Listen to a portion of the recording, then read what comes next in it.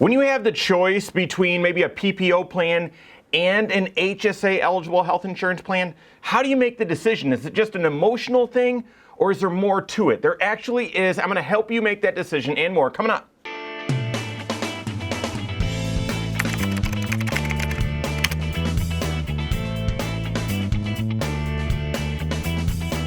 My name is Mike Bernard. I'm the host of the Wise Money Show. I'm also one of the certified financial planners right here at Korhorn Financial Group. Make sure you hit that subscribe button, turn on notifications, and smash that thumbs up button. All right, so do you have multiple health insurance options through your employer where each year during open enrollment, maybe that's ending pretty close to right now, you've got a choice to do you want to go with this plan or that plan? I've seen some where there's up to 5 health insurance options. Maybe you and your spouse, you're both working, you're both eligible for health insurance, and you've got different choices and maybe different cost sharing as well. So you're trying to decide between the two. So when you have a choice with your health insurance, and you've got a plan that is a PPO, it's a non-HSA, it's more traditional, a smaller deductible, maybe $1,000, co-pays, that sort of stuff.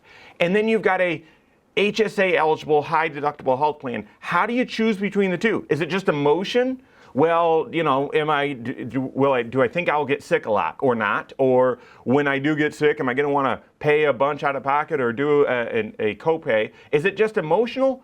Or is there more to it? There actually is more to it. Those emotions might be helpful. So hold on to those for a second.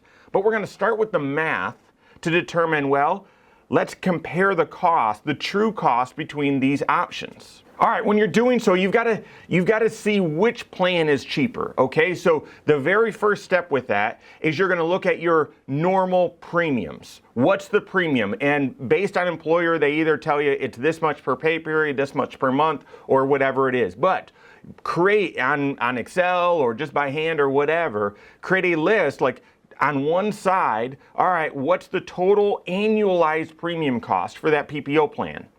And then what's the annualized cost for that high deductible, that HSA plan? And you're gonna, again, add it up by, per pay period, per month, whatever, but get to an annualized number, okay? So in total, over a year, what's this plan gonna cost by premium only?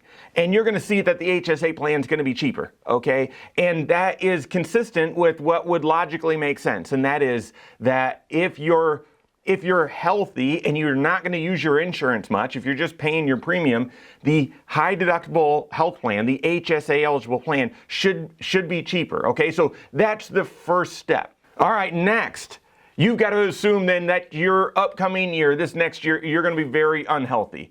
You're going to be very unhealthy, okay? If you're going to really compare these things apples to apples, you got to assume, okay, we had to use our health insurance a lot this upcoming year. I broke my wrist, I got my tonsils out, whatever, right? So assume that you're very unhealthy. And so in each of those columns, for each of those plans, assume that you hit your full deductible or your maximum out of pocket, okay?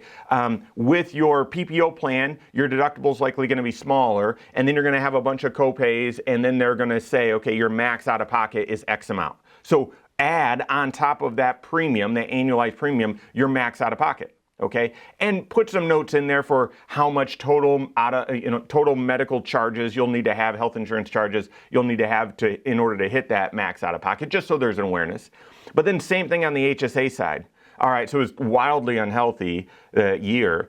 What's your max out of pocket? What's your HSA and max out of pocket? That's where I personally like the high deductible health plans, the HSA plans, where after you reach your deductible, there's no copay. It's 100% covered by the health insurance company, and therefore the deductible and max out of pocket is pretty easy to come up with. But add that total max out of pocket for each plan to your annualized premium to get now a new number, a sum total of what's your premium and a very unhealthy scenario.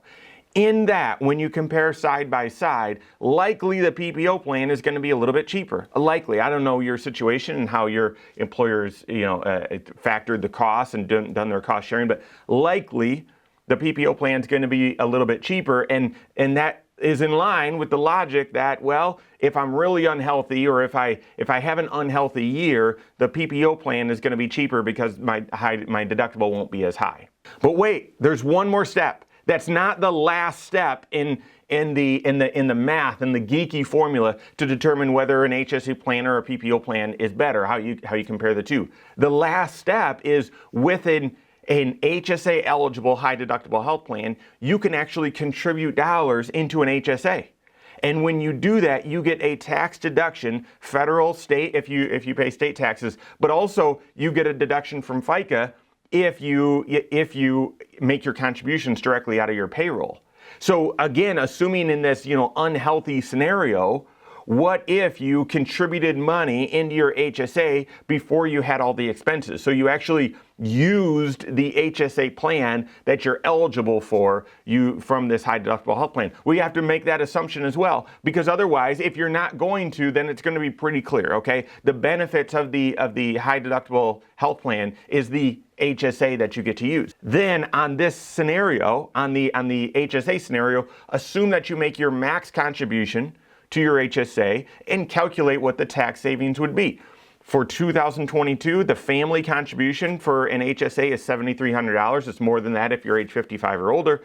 And if you're in the 22% federal tax bracket, say 5% state tax bracket, contributing that amount, it's going to save you almost $2,000 in taxes. On top of that, if you're also avoiding FICA, it's gonna, you're gonna add even, another $700 or so almost of tax savings on top of that. So add those tax savings in, or really deduct those tax savings from that total cost of the HSA. That's when you can really see apples to apples. So that's where I start.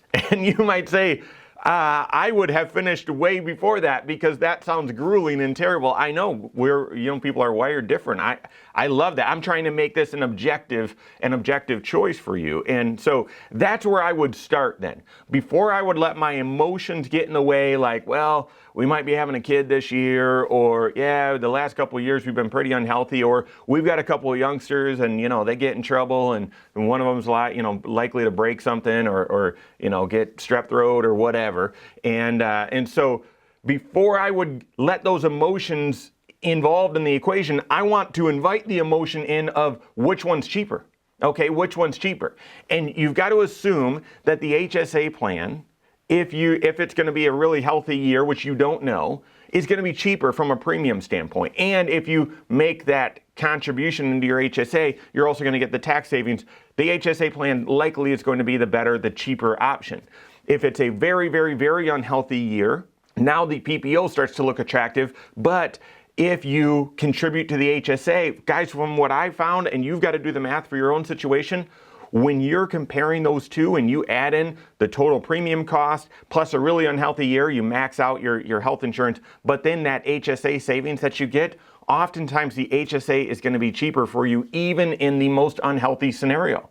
So if it's cheaper for you in the most unhealthy scenario, and it's cheaper for you in a very healthy scenario, typically the HSA is going to be the way to go. But that's just looking at the math. And you've got to do that individually for yourself. And if you don't enjoy doing that and you're working with a CFP, then they're gonna do that math and help you with that as well. Then you can invite the emotions in.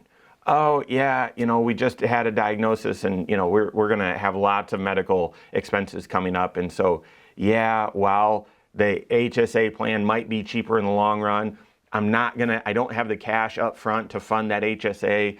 And we're going to have a lot of medical expenses in the first quarter, blah, blah, blah. You then start to talk through, okay, well, what do we expect from a health standpoint and health cost standpoint this upcoming year? And then invite that into the equation to see, okay, which one makes the most sense. But I'd start with the true apples to apples. Which one is cheaper? Which one's more expensive? How do these costs compare? And that will help guide you to, well, should you do the PPO plan or the HSA eligible high deductible health plan? Work with your CFP on that. If you don't have a CFP that's helping you with that analysis and to see how an HSA plan or how your health insurance plan fits with all 6 areas of your health insurance, you can contact a CFP on my team. Find us online, Korhorn.com. That's Korhorn with K, wisemoneyshow.com. You can find us there as well, or send us an email, info@Korhorn.com. All right, there you have it. Go out and take your next wise step in your financial life.